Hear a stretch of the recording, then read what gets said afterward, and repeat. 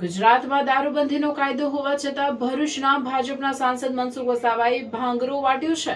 ઢોલાર ગામમાં એક કાર્યક્રમમાં તેમણે આદિવાસી સમાજના યુવાનોને કેમિકલવાળો નકલી દારૂ પીવાના બદલે ઘરે બનાવેલો મહુડાનો દારૂ પીવાની વિવાદિત સલાહ આપી હતી। સાંસદ મનસુખ વસાવાએ આદિવાસી વિસ્તારોમાં કેમિકલવાળો દારૂ ઘુસાડતા બુટલેગરોને આડી હાથ લીધા હતા। તેમણે કહ્યું કે બુટલેગરો મોટા કન્ટેનરો ભરીને દારૂ લાવે છે અને આદિવાસી યુવાનોને દારૂના રવાડે ચડાવે છે।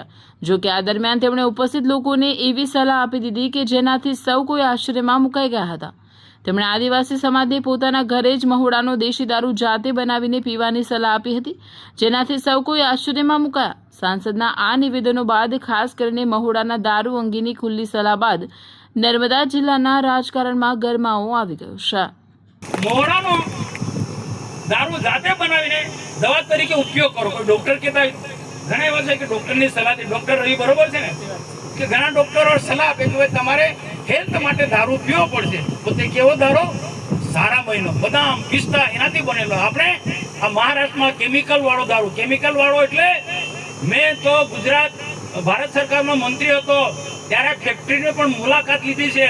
માસ્ટર, આ ફેક્ટરીઓમાં જે દારૂ બને છે ને મેં જોયું છે નજર સમજ। દારૂને સ્ટ્રોંગ બનાવવા માટે કેમિકલની બોટલ આવે છે આટલી, એક પાઇપની અંદર નાખે તો, અને આપણા લોકો એ પીએ, ભો કડક, ભો હું પથરો કડક, હું કડક। અરે માણસનું જીવન શરીરને ખતમ કરી નાખે, અનેક પ્રકારની બીમારીઓ થાય, કેન્સર થાય, તે બધી આ મારી વાત નહીં ગમે। આ લોકો કોઈ કે મેં ઇંગ્લિશ દારૂ પીએ, ઇંગ્લિશ દારૂ ને ઇંગ્લિશ દારૂના વેપારીઓ તો કરોડોપતિ થાય, લાખોપતિ થઈ જાય, એની પાસે રાતોરાત કરોડો રૂપિયા, લાખો રૂપિયા આવી જાય। કે રીતના ભાઈ એ કોઈ આદિવાસી કોઈ વ્યસનમાં સપડાયેલા લોકોના એના પરિવારની શું દશા થાય જોયું છે તમે?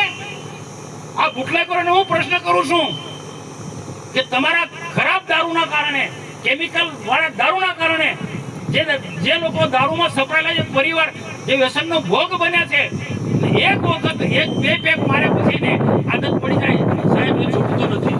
કદાચ મારી વાત ઘણા બધા બુટલેગરોને નહીં ગમે, એની ચિંતા નથી કે મનસુખ વસાવા ડરતો નથી। મનસુખ વસાવા બુટલેગરોની સામે પણ લડે છે, મનસુખ વસાવા રેત માફિયાઓની સામે પણ લડે છે, ગુંડાઓની સામે પણ લડે છે, પણ ભગવાને મને મદદ કરી, સત્યના માર્ગે ચાલું છું।